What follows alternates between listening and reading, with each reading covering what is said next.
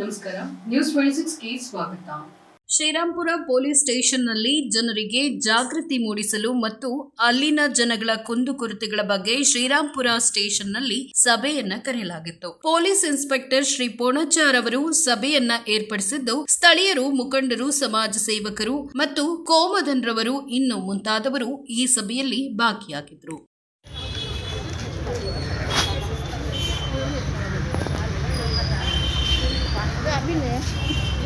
ತಮ್ಮ ಕೆಲಸ ಕಾರ್ಯಗಳನ್ನೆಲ್ಲ ಬಿಟ್ಬಿಟ್ಟು ನಮ್ಮ ಠಾಣೆಗೆ ಬಂದಿರೋ ಶ್ರೀರಾಂಪುರ ನಾಗರಿಕರಿಗೆ ನಾನು ಧನ್ಯವಾದಗಳನ್ನು ಅರ್ಪಿಸ್ತಿದ್ದೇನೆ.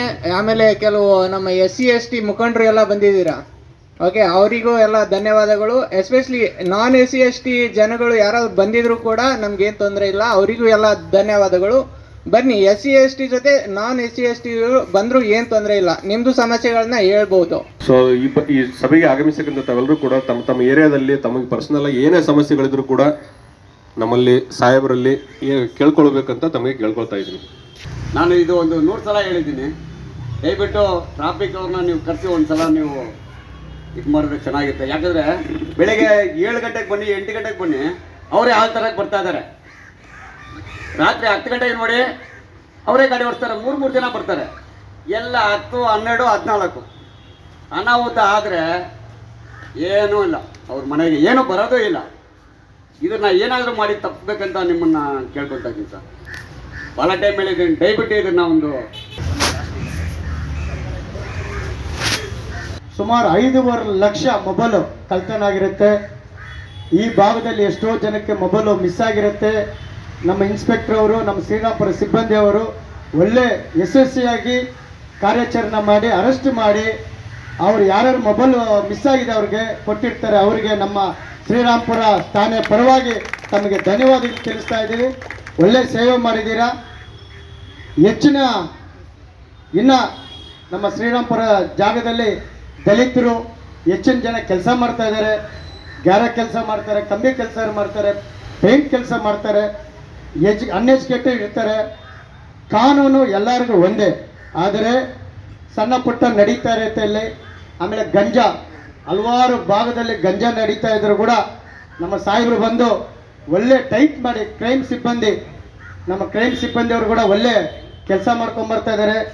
ನಮ್ಮ ಶ್ರೀಕಾಂತ್ ಅವರು, ಪ್ರವೀಣ್ ಅವರು ಹಾಗೂ ನಮ್ಮ ಇನ್ನೂ ಹಲವಾರು ಇನ್ಸ್ಪೆಕ್ಟರ್ಗಳು, ಸಬ್ ಇನ್ಸ್ಪೆಕ್ಟರ್ ಒಳ್ಳೆ ಕೆಲಸ ಮಾಡ್ತಾ ಇದ್ದಾರೆ. ನಾವು ಒಳ್ಳೆ ಕೆಲಸ ಮಾಡ್ತೀವಿ, ಸಪೋರ್ಟ್ ಮಾಡ್ತೀವಿ. ಆದರೆ ಪೊಲೀಸರು ಯಾರನ್ನ ತಪ್ಪು ಮಾಡಿದ್ರೆ ಅವ್ರ ವಿರುದ್ಧವಾಗಿ ಹೋರಾಟ ಮಾಡೋಕೆ ಕೂಡ ರೆಡಿ ಆಗಿರ್ತೀವಿ. ಇಲ್ಲೇ ಶ್ರೀರಾಂಪುರದ ಧ್ಯಾನಗ 3rd ಕ್ರಾಸಲ್ಲಿ ಇರೋದು. ಇಲ್ಲಿ ಲೋಕಲ್ ಸಮಸ್ಯೆಗಳು ಹೆಂಗಂತ ಹೇಳೋದಂದರೆ, ರೆಗ್ಯುಲರು ನೀವು ಬೀಟ್ ಮಾಡ್ತಾನೆ ಇರ್ತೀರಾ.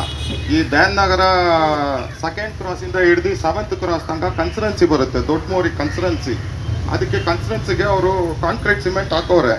ಆದರೆ ಕಾಂಕ್ರೀಟ್ ಸಿಮೆಂಟು ಜನ ಅಲ್ಲಿ ನಡೀತಾರೆ, ಅಕ್ಕಪಕ್ಕ ರೋಡ್, ಕನೆಕ್ಟಿಂಗ್ ರೋಡ್ ಇರುತ್ತೆ, ಎಲ್ಲ ನಡೀತಾರೆ. ಅಲ್ಲಿ ಜನ ಕುತ್ಕೊಂಡು ಗಾಡಿ ಆಡ್ದು ಎತ್ಕೊಂಡ್ಬಂದು ನಿಲ್ಲಿಸ್ಬಿಟ್ಟಿರ್ತಾರೆ ಕನ್ಸರೆನ್ಸಿ ಮೇಲೆ. ಏನೇನೋ ಬೇರೆ ಏನೋ ಮೆಟೀರಿಯಲ್ ಎಲ್ಲ ಹಾಕಿರ್ತಾರೆ. ಆ ಗ್ಯಾಪ್ ಇದ್ದರೆ ಸಾಕು, ಇಷ್ಟಿಷ್ಟು ಜನ ಚಿಕ್ಕ ಹುಡುಗರು ಅನ್ನೆಯಲ್ಲಿರೋ ಥರನೇ 10ರಿಂದ 12, 14, 15 ಯಾರು ಸ್ಕೂಲ್ಗೆ ಹೋಗೋದಿಲ್ಲ, ಮನೆಯವರು ಕೇಳೋದಿಲ್ಲ. ಬಂದ್ಬಿಟ್ಟು ಅದು ಏನೇನೋ ಈ ನಡುವೆ ನೋಡದೇ ಇರೋದೆಲ್ಲ ಕಲಿತಾ ಬಿದ್ದವ್ರೆ.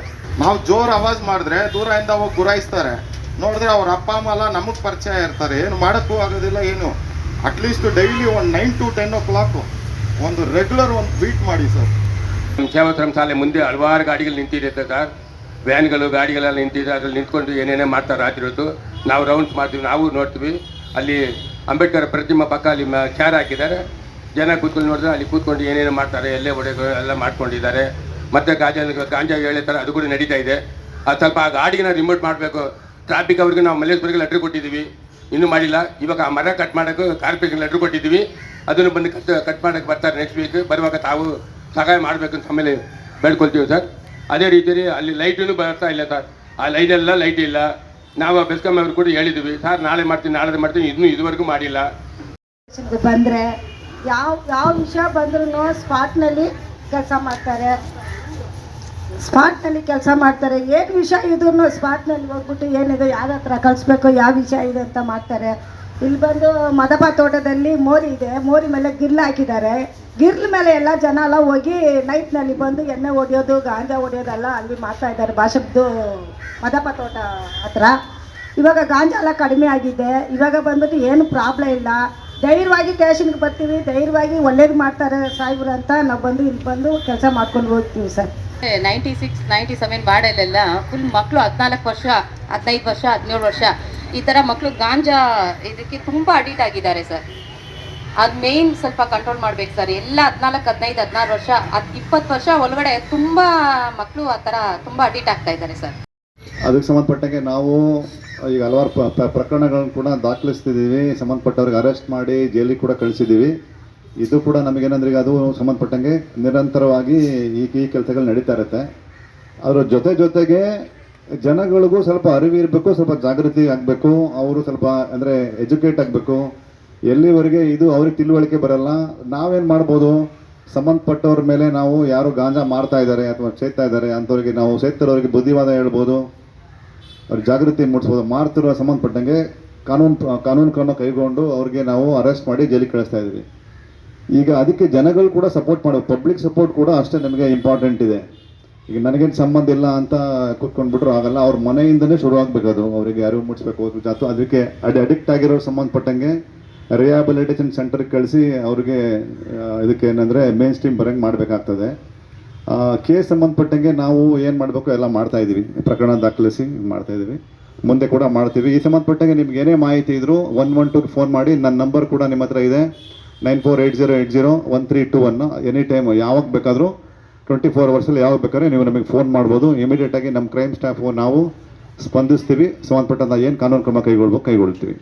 ಇನ್ನೊಂದು ಟ್ರಾಫಿಕ್ ಸಂಬಂಧಪಟ್ಟಂಗೆ ಎಲ್ಲರೂ ಹೇಳಿದ್ರಿ, ರೋಡ್ ಮೇಲೆ ನಿಂತ್ಕೊಂಡ ವೆಹಿಕಲ್ಸ್ ಸಂಬಂಧಪಟ್ಟಂಗೆ ಅದಕ್ಕೆ ಆದಂಥ ಒಂದು ಸ್ಟೇಷನ್ ಇದೆ, ಅವರಿಗೆ ನಾವು ಈಗಲೇ ಫೋನ್ ಮಾಡಿ ತಿಳಿಸ್ತೀವಿ. ಮತ್ತು ಮುಂದಿನ ನಾವು ಈ ಥರ ಸಭೆ ಮಾಡಿದಾಗ ಟ್ರಾಫಿಕ್ ಅವ್ರನ್ನೂ ಕರೆಸಿ ನಿಮ್ಮ ಸಮಕ್ಷಮ ಅವರಿಂದನೇ ಅದಕ್ಕೆ ಒಂದು ಏನು ಒಳ್ಳೆ ಕೆಲಸ ಮಾಡಲಿಕ್ಕೆ ಏನು ಕಾನೂನು ರೀತಿಯಲ್ಲಿ ಕೆಲಸ ಮಾಡಬೇಕು, ವೆಹಿಕಲ್ಗಳು ಎಲ್ಲೆಲ್ಲಿ ಅಬಾಜಾರನಾಗಿ ನಿಲ್ಲಿಸ್ತಾ ಇದ್ದಾರೆ ಅದಕ್ಕೆ ಸಂಬಂಧಪಟ್ಟಂಗೆ ಎಲ್ಲ ಕೆಲಸಗಳನ್ನ ಮಾಡ್ಬೋದು.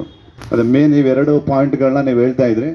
ಬಟ್ ಜೊತೆಗೆ ನಾನು ಹೇಳೋದೇನಂತಂದರೆ, ನಮ್ಮ ಇದು ಕೆಲವರು ಸುರೇಶ್ ಅವರು ಮಾತಾಡಿದ್ರು ಮತ್ತು ನಮ್ಮ ಶ್ರವಣ ಸರ್ ಮಾತಾಡಿದ್ರು, ನಮ್ಮ ಬೇರೆ ಪೊಲೀಸ್ ಠಾಣೆ ವ್ಯಾಪ್ತಿಯಲ್ಲಿ ಇರೋಂಗೆ ನಮ್ಮಲ್ಲಿ ತುಂಬ ವಿಭಿನ್ನವಾಗಿದೆ ನಮ್ಮ ಶ್ರೀರಾಮ್ಪುರ ಸ್ಟೇಷನ್ ವ್ಯಾಪ್ತಿ. ಹೇಗೆ ಅಂದರೆ ಇಲ್ಲಿ ತಾರತಮ್ಯಗಳು ತುಂಬ ಕಮ್ಮಿ. ಈಗ ನಾವು ನೋಡ್ದಂಗೆ ನಾವು ಬೇರೆ ಸ್ಟೇಷನ್ ನಾವು ಒಂದು 15 ಪೊಲೀಸ್ ಸ್ಟೇಷನ್ ಕೆಲಸ ಮಾಡಿದ್ದೀವಿ. ಬಟ್ ಶ್ರೀರಾಮ್ಪುರ ಹೊರಗಡೆಯಿಂದನೇ ಬೇರೆ ಥರ ಕಾಣ್ತದೆ, ಒಳಗಡೆನೇ ಬೇರೆ ಥರ ಇದೆ. ಇಲ್ಲಿ ಹೆಂಗೆ ಅಂದರೆ ಇಲ್ಲಿ ಅಲ್ಲಿ ಜಾತಿ ಭೇದ ಆಗಲಿ, ಧರ್ಮ ಭೇದ ಆಗಲಿ, ಈವನ್ ಪೊಲಿಟಿಕಲ್ ಪಾಯಿಂಟ್ ಆಫ್ ವ್ಯೂನಲ್ಲೂ ಕೂಡ ಯಾರೋ ಒಬ್ರಿಗೊಬ್ರಿಗೆ ಅಷ್ಟು ದ್ವೇಷ ಮಾಡೋದಾಗಲಿ ಆ ಥರ ಏನೂ ಇಲ್ಲ. ತುಂಬಾ ತಾರತಮ್ಯಗಳು ತುಂಬಾ ಅತಿ ಕಡಿಮೆ ಇದೆ. ಆ ಥರ ಏನಾದರೂ ಬಂತು ಅಂದರೆ ನಮ್ಮ ಕೆಲಸಗಳೇನಿದೆ ಅದು ನಾವು ಮಾಡ್ತೀವಿ. ಜೊತೆಗೆ ಏನಪ್ಪ ಅಂದರೆ ಒಳ್ಳೆ ಉದ್ದೇಶಕ್ಕೆ ಒಳ್ಳೆ ಕೆಲಸಗಳನ್ನ ಮಾಡಬೇಕು, ಎಲ್ಲರೂ ಕೂಡ ಸಹಕರಿಸಬೇಕು ಅಂತ.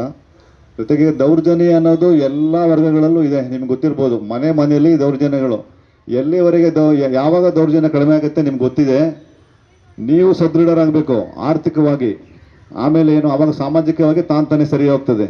ಆರ್ಥಿಕವಾಗಿ ನಿಮ್ಮ ಕೆಲಸಗಳ ಮೇಲೆ. ಆಮೇಲೆ ಏನಪ್ಪ ಅಂದರೆ ಎಜುಕೇಷನ್ ವೈಸು ಈ ಒಂದು ನಮ್ಮ ಶ್ರೀರಾಮ್ಪುರ ವ್ಯಾಪ್ತಿಯಲ್ಲಿ ನಾವು ನೋಡ್ದಂಗೆ ಈಗ ನೀವು ಹೇಳ್ತಾ ಇದ್ರಲ್ಲ 14 ವಯಸ್ಸು 15 ವಯಸ್ಸು, ಯಾಕೆ ಅವ್ರಿಗೆ ನೋಡಿ ಯಾರು ಸ್ಕೂಲ್ ಹೋಗ್ತಾ ಇರಲ್ಲ, ಎಜುಕೇಷನ್ ಇಲ್ಲ. ಎಜುಕೇಷನ್ಗೆ ಎಲ್ಲ ಮಕ್ಕಳುಗಳನ್ನ ತರಲಿಕ್ಕೆ ಏನು ಮಾಡಬೇಕು ಅದನ್ನು ನಾವು ಮೊದಲು ಮಾಡಿದ್ರೆ ಬಾಕಿ ಉಳಿದಿರೋದೆಲ್ಲ ತಾನಾಗೆ ಸರಿ ಆಗುತ್ತೆ ಅಂತ ನನ್ನ ಒಂದು ಭಾವನೆ.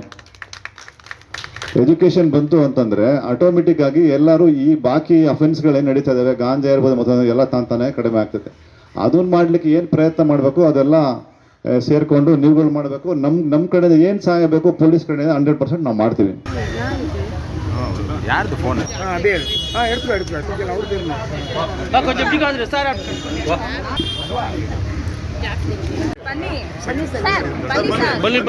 ರೀತಿಯಲ್ಲಿ